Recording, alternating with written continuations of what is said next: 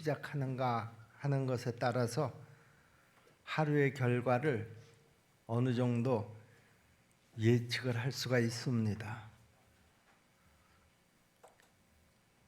새벽 기도는요, 아침에 하나님의 뜻에 내 생각을 조율하는 것, 우리는 그것을 새벽 기도다 그렇게 얘기를 합니다. 여러분, 연주자가 음악회가 시작하기 전에 자기가 연주할 악기를 먼저 조율을 합니다.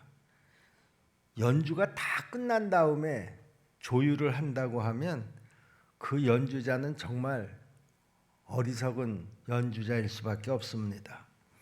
오늘 본문 말씀은요, 하나님께서 새벽에 나에게 기도하는 자를 도우시겠다 하는 그런 말씀입니다.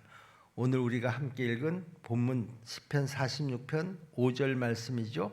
하나님이 그 성중에 거하심에 성이 요동치 아니할 것이라 새벽에 하나님이 도우시리로다 하신 것처럼 정말 하나님은 새벽에 도우시는 하나님이시고 새벽에 드리는 기도를 기쁘게 들으시는 하나님이시고 새벽에 응답하시는 하나님이신 것을 깨닫게 되는 오늘 이 예배 시간이 되기를 주님의 이름으로 축원합니다. 제가 이 새벽 기도에 대해서 노골적으로 반대는 하지 않지만 속으로 탐탁하게 생각하지 않는 사람들이 무엇을 가지고 그 탐탁하게 생각하지 않을까? 인터넷을 쭉 다 확인을 해 봤습니다. 다 예수 믿는 사람들이 올린 그런 글들인데요. 그 글들을 대략 정리를 해 보니까 이런 것에 대해서 탐탁하게 생각하지를 않더라고요. 첫 번째는요, 자기들이 보니까 공동 예배 시간에 졸고 있는 사람들은 거의가 다 새벽 기도의 참석자들이라는 것이죠. 그런데 저는 공동 예배 시간에 새벽 기도를 참석했다고 해서 조시는 분들을 거의 본 적이 없어요. 제가 성탄절 크리스마스 이브 때 예전에는 다 밤을 새웠잖아요. 젊은이들 특히 중심으로 해서. 그리고 정작 성탄절 예배 때 조는 사람들은 많이 봤어도요, 보통 새벽 기도를 하고 그리고 뭐 주일 예배 시간에 조는 사람들은 제가 거의 본 적이 없습니다. 또 이런 불만들을 가지고 있더라고요. 새벽 기도의 참석자들은 이 새벽 기도 자체를 율법화를 해서 새벽 기도에 참석하면 복을 받지만 참석하지 않으면 벌을 받는다라고 하는 압박감에 사로잡힌 사람들이 많아서 율법주의적인 신앙으로 전락을 하고 있다, 그렇게 또 생각들을 하더라고요. 뭐 자기 생각에 따라서는 그렇게 여길 수도 있겠지만은요, 세 번째는 이런 불만들을 가지고 있더라고요. 새벽 기도의 참석자들은 새벽 기도회를 신앙을 평가하는 기준으로 삼아서 새벽 기도의 출석 여부를 가지고 남의 신앙 유부를 함부로 평가하는 위험한 독선에 빠지는 수가 허다하다, 그런 또 주장들을 합니다. 제가 새벽 기도에 참석하시는 분들에게 항상 당부하는 말이 그런 말입니다. 절대로 여러분들이 참석하지 못하는 사람들보다 우월하다, 신앙이 좋다, 그렇게 생각하지는 마시라. 제가 아주 우리 교회 새벽 기도에 참석하시는 분들에게 항상 주의를 주는 말입니다. 또 이 새벽 기도에 참석하는 교인들이 수면 부족으로 인해서 가정생활이나 직장생활이 정상적으로 운영되겠느냐라고 하는 것입니다. 간혹 그 새벽기도를 결심을 하고 새벽기도에 참석했던 분들의 그 이야기를 들어보면은요, 목사님, 제가 새벽기도를 꼭 해야 되겠다 이렇게 결단을 하고 새벽기도를 지금 하고 있는데요. 그런데 새벽기도를 하고 직장에 나가면은요, 정신이 하나도 없어요. 잠을 제대로 자지를 못해가지고 그렇다는 얘기죠. 물론 그럴 수도 있겠습니다만은요, 정말 내가 새벽기도를 꼭 해야 되겠다 이렇게 결심을 하시면 저녁에 주무시는 시간도 자기가 잘 조절을 해야 한다라고 하는 것이죠. 물론 새벽기도가 결코 쉽지는 않습니다만은요. 그렇기 때문에 이런 새벽기도에 대한 부정적인 생각을 갖는 것은 저는 옳지 않다 그렇게 말씀을 드립니다. 왜 부정적인 생각을 갖는 것이 옳지 않다 이렇게 제가 단정적으로 이야기를 하는가 하면은요, 신앙이라고 하는 것은 내가 표준이 되는 것이 아닙니다. 내 상황이 어떻기 때문에, 내 환경이 어떻기 때문에 내가 그것을 할 수 없다. 그것은 건강한 신앙이 아니라는 것이죠. 여러분, 신앙이라고 하는 것은요, 어떤 사회적인 공감대가 형성이 되어서 그 신앙이 결정되는 것도 결코 아닙니다. 신앙은요, 내 신앙의 대상이 되시는 하나님의 법과 말씀에 의존하는 것, 그것이 바로 신앙입니다. 다시 말해서 하나님이 원하시는 것은 내가 어떤 환경이라도 해야지 되고요, 하나님께서 원하시지 않는다고 하면 그것은 나에게 어떤 유익이 된다고 하더라도 해서는 안 되는 것입니다. 그러니까 모든 표준은 철저하게 하나님께 두는 것이 건강하고 바른 신앙이다, 그렇게 말씀드리는 것입니다. 자, 그런데요, 우리 하나님께서는 이 새벽 기도를 아주 원하신다라고 하는 것이죠. 그래서 오늘 본문도 하나님을 새벽에 도우시는 하나님이시다 이렇게 이야기하고 있는 것입니다. 어떤 주석가의 그 오늘 본문 시편을 보니까요, 이 오늘 본문의 이 말씀은 열왕기하 19장 말씀을 근거로 해서 쓴 시다 이렇게 주장을 하는 주석가의 해석을 제가 보았습니다. 그 열왕기하 19장의 내용이 무엇인가 하면은요, 아수르 군대가 이스라엘을 공격했습니다. 당시에 이스라엘의 힘으로서는 도저히 그 아수르 군사와 싸울 그런 힘이 없었던 것입니다. 아수르의 힘은 그 당시에 아주 막강했고요. 그러므로 이스라엘은 완전히 풍전등화와 같은 그런 아주 위기의 상황에 처해 있었습니다. 그런데 하나님께서 당신의 천사들을 보내셔서 하룻밤 사이에 아침에 일어나서 보니까 아수르 군사 18만 5천 명이 다 널브러져 죽어 있었다는 것이죠. 그래서 이스라엘을 전쟁에서 이기게 하셨다라고 하는 것입니다.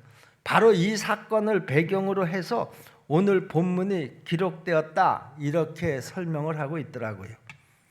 여러분, 이렇게 새벽에 도우시는 하나님의 은혜가 새벽마다 엎드려서 기도하는 우리 십정동교의 모든 성도들에게 함께하기를 주님의 이름으로 축원합니다. 그리고 아직도 내가 결단하지 못하고 아직도 내가 동참하지 못하시는 그런 분들의 마음도 우리 하나님께서 움직여 주셔서 그런 성도들도 다 하루의 시작의 첫 시간 그 새벽 기도 시간에 내 생각과 하나님의 생각을 조율하는 그런 아주 좋은 그런 시간으로 활용될 수 있기를 간절히 부탁을 드립니다. 또 여기 출애굽기 14장을 보시면은요, 이스라엘 백성들이 이제 드디어 애굽을 탈출합니다. 그런데 이스라엘 백성들을 애굽에서 어쩔 수 없이 내보내고 난 다음에 애굽의 바로가 가만히 생각을 해보니까요, 이거 잘못 판단한 거 같다, 이렇게 생각을 한 거죠. 아니, 저것들을 다 내보내고 나면 이제 우리 애굽의 노동력에 엄청난 손실이 올 텐데 안 되겠다, 저것들을 그냥 가도록 그렇게 내버려둬서는 안 되겠다. 그래서 군사들을 동원을 해가지고 다시 그 애굽을 탈출해서 지금 가나안 땅을 향해서 가는 이스라엘 백성들을 다 다시 붙잡아 오도록 그렇게 명령을 했습니다. 뒤에서 애굽의 군대가 막 그 먼지를 일으키면서 지금 쫓아옵니다. 그런데 이스라엘 백성들 앞에는 뭐가 가로막고 있었습니까? 홍해바다가 그들을 가로막고 있었습니다. 이제 계속해서 앞으로 나가면 저 홍해바다에 다 빠져 죽을 수밖에 없고요. 그리고 다시 뒤로 돌아서서 가면 애굽의 군사들에게 붙잡혀서 애굽으로 다시 끌려가 노예 생활을 하든지 아니면 저항을 하다가 죽임을 당하든지 뭐 그 선택의 여지는 별로 없었습니다. 그런데 그때 기적이 일어났습니다. 하나님의 역사로요. 그 홍해바다가 육지처럼 가운데가 쫙 갈라진 것입니다. 그런데 이때 역사를 출애굽기 14장 24절에서 뭐라고 기록하고 있는가 하면, 새벽에 여호와께서 불과 구름 기둥 가운데서 애굽 군대를 보시고 애굽 군대를 어지럽게 하시며 그렇게 기록하고 있습니다. 쫓아오는 애굽 군사들을 막 어지럽게 하셔가지고 그들의 손에서 이스라엘을 구하셨다라고 하는 것이죠. 그런데 이 사건이 언제 일어난 사건이냐? 새벽에 일어난 사건이라는 사실입니다. 그리고 또 27절에서는요, 모세가 곧 손을 바다 위로 내어 밀매 새벽에 미쳐 바다의 그 세력이 회복된지라 애굽 사람들이 물을 거스려 도망하나 여호와께서 애굽 사람들을 바다 가운데 엎으시니 그랬습니다. 무슨 말인가 하면은요, 지금 갈라진 홍해바다 사이로 이스라엘 백성들이 육지를 걷는 것처럼 다 그 바다 사이를 통과해서 지금 반대편으로 그 이제 거의 다 올라서게 되는 그 상황에서 뒤쫓아오던 애굽 군사들이 지금 그 홍해바다 가운데로 그들도 막 그 쫓아 들어온 것이죠. 거기에 애굽의 군사들이 어느 정도 다 들어왔다 싶었을 때 하나님께서 그 물을 갖다가 다 엎어버리셨다는 거예요. 그러면 애굽 군사들이 어떻게 됐다는 거예요? 그 물에 빠져서 다 죽었다라고 하는 거예요. 근데 이 일이 언제 일어났느냐? 새벽에 이 일도 일어났다라고 하는 것이죠. 새벽에 홍해바다가 갈라졌습니다. 새벽에 쫓아오는 애굽의 군사들이 홍해바다에 다 빠져 죽었습니다.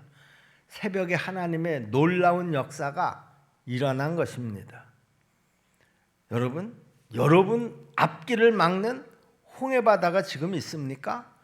여러분, 새벽에도 오시는 하나님을 찾으시고요, 그 앞에 엎드려 기도할 수 있는 우리 성도들이 다 되시기를 바랍니다.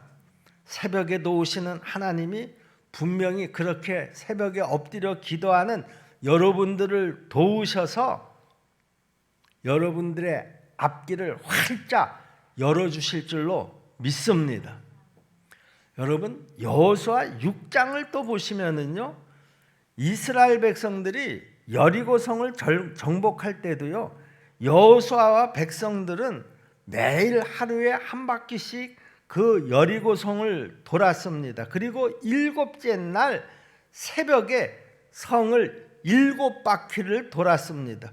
그때 여리고 성이 무너졌다, 이렇게 성경은 기록하고 있죠. 여호수아 6장 12절 말씀을 보시면은요, 여호수아가 아침에 일찍이 일어나니라. 제사장들이 여호와의 궤를 메고 그렇게 이제 그 여리고 성을 매일 하루에 한 바퀴씩 돌았는데요, 15절 말씀에 보시면 제7일 새벽에 그들이 일찍 일어나서 여전한 방식으로 성을 7번 도니 성을 7번 돌기는 그날뿐이었더라 그랬습니다. 그리고 그날 그 성이 무너졌다라고 하는 것이죠. 제7일이 되는 날 새벽에 이스라엘 백성들이 아침 새벽에 일찍 일어나서 여리고 성을 돌았다라고 하는 것입니다. 그리고 그때 여리고 성이 무너졌다라고 하는 것이죠. 여리고 성이 무너진 이 사건도 바로 새벽에 일어난 사건이라는 것입니다.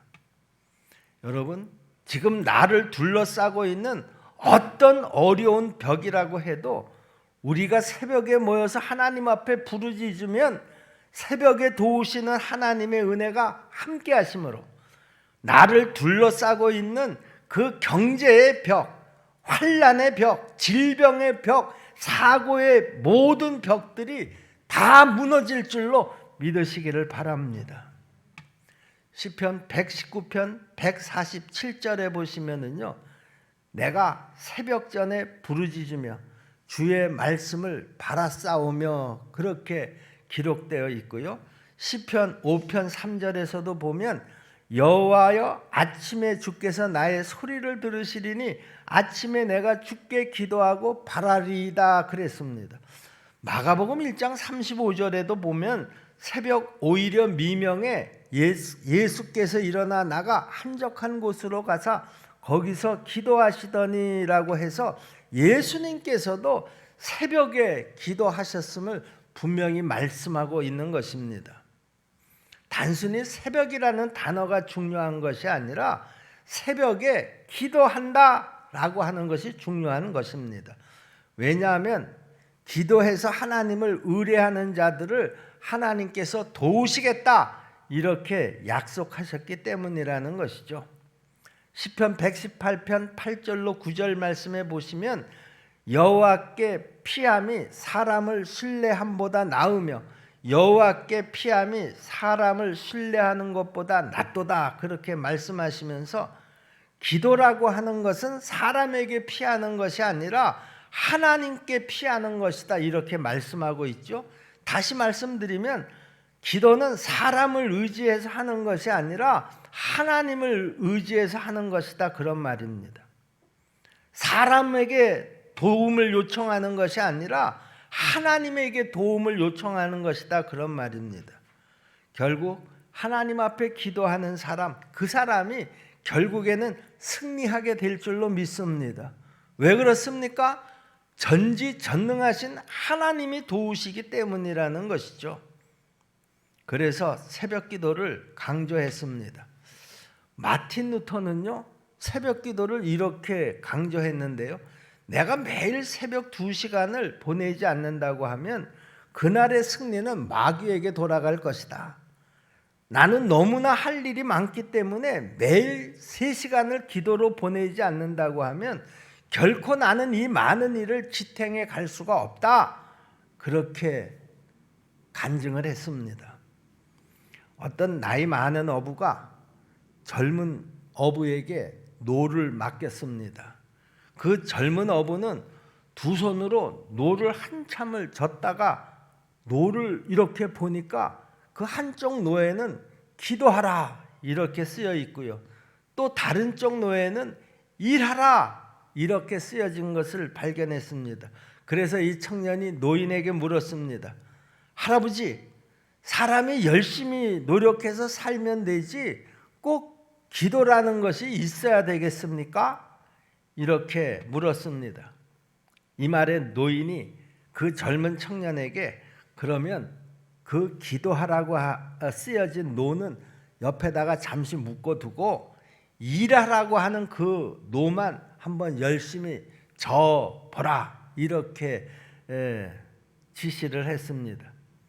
그러니까 그때서부터 배가 앞으로 나가지 못하고 그냥 뱅글뱅글 원을 그리면서 제자리만 돌았지 앞으로 나가지를 못했습니다.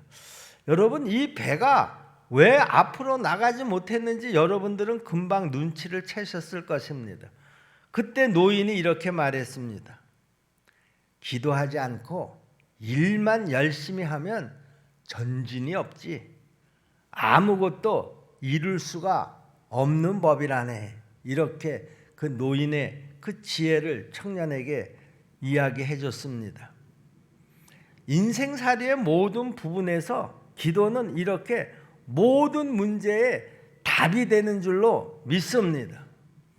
새벽에도 오신 하나님께 새벽에 열심히 기도함으로 큰 응답과 놀라운 그 하나님의 은혜를 체험하게 되기를 주님의 이름으로 축복합니다. 빌립보서 4장 6절의 말씀인데요. 아무것도 염려하지 말고 오직 모든 일에 기도와 간구로 너희 구할 것을 감사함으로 하나님께 아뢰라 그랬습니다. 여기서 이 본문을 자세히 보시면은요, 기도와 간구가 구분이 되어 있는 것을 볼 수가 있습니다.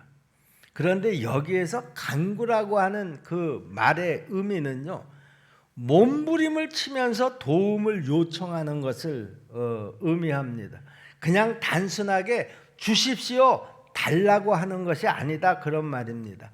간절히 매달리는 것이다 그런 말이죠. 여러분, 창세기 32장 말씀을 보시면은요, 거기에 야곱에 대한 말씀이 나오는데요. 야곱이 하나님 앞에 어떻게 기도했습니까?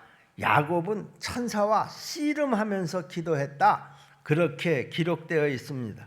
여러분, 씨름 선수들을 보시면은요, 먼저 상대방의 삿발을 딱 움켜잡지 않습니까? 그런데 이 삿발을 놓치게 되면 놓친 선수가 거해지게 됩니다. 그래서 그 삿발을 놓치지 않으려고 모든 힘을 다 동원하고 기술을 동원하는 것입니다. 야곱은 그 천사를 놓치지 않으려고 모든 힘을 다 동원했습니다.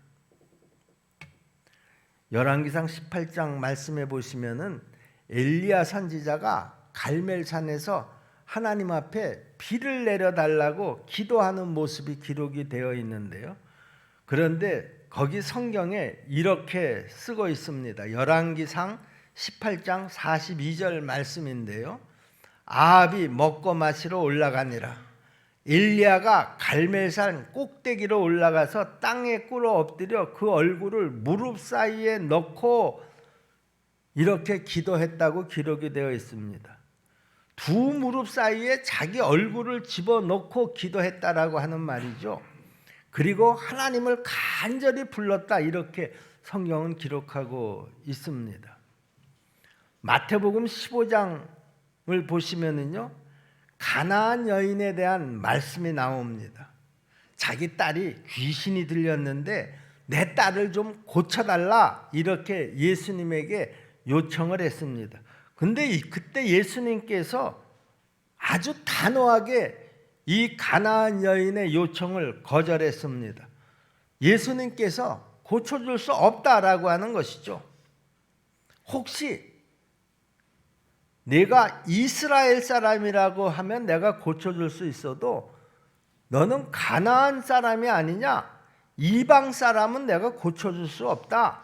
예수님께서 이렇게 아주 딱 잘라서 말씀하신 것입니다. 그런데도 여인은 이 예수님에게 계속해서 자기를 도와달라고 매달렸습니다.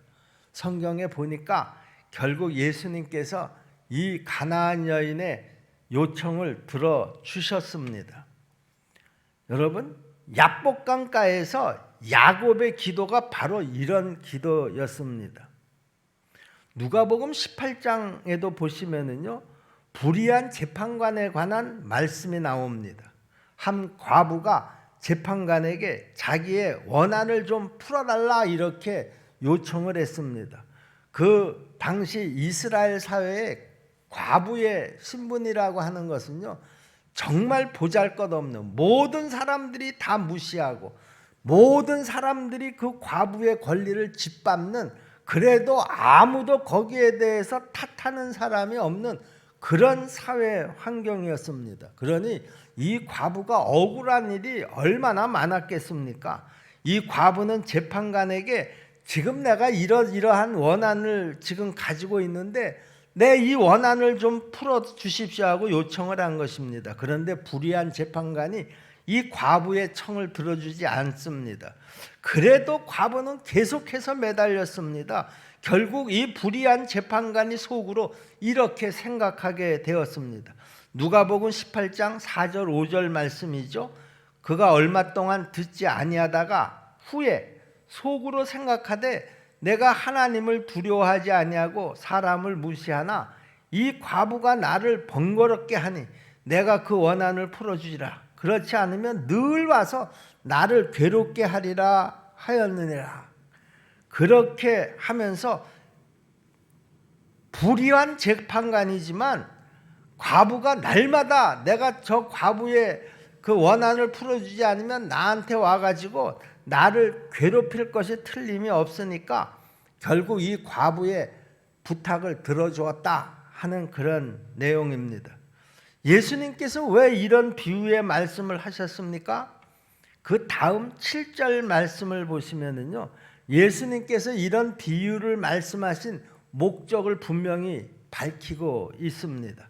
하물며 하나님께서 그 밤낮 부르짖는 택하신 자들의 원한을 풀어주지 아니하겠느냐? 저희에게 오래 참으시겠느냐? 이렇게 말씀하시면서 불의한 재판관도 그렇게 끈질기게 간절히 요청을 하니까 그 과부의 부탁을 들어주었다고 하면 하나님은 말할 것도 없다라고 하는 사실입니다. 하나님은 당연히 그렇게 기도하는 사람의 부탁을 들어주시지 않으시겠냐? 아주 그 기도의 응답에 대한 확인을 시켜주시는 것입니다. 계속해서 매달리는 사람, 그 사람이 결국 하나님의 능력을 체험하게 될 줄로 믿습니다.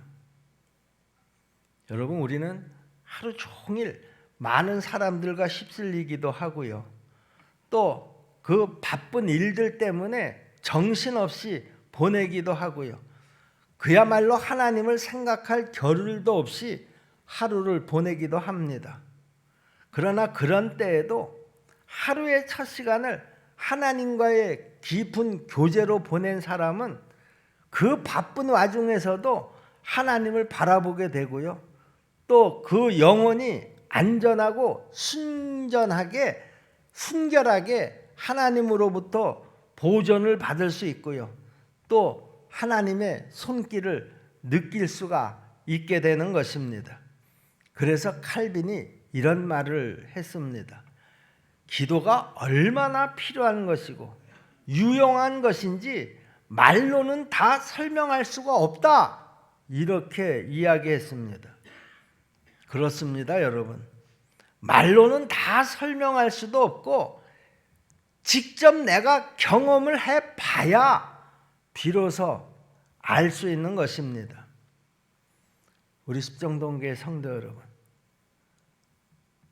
이번 사순절 기간을 우리가 계기로 해서 아직 새벽 기도를 하시지 않으시는 분들이 있다고 하면 이번 계기에 한번 시작해 보시지 않겠습니까?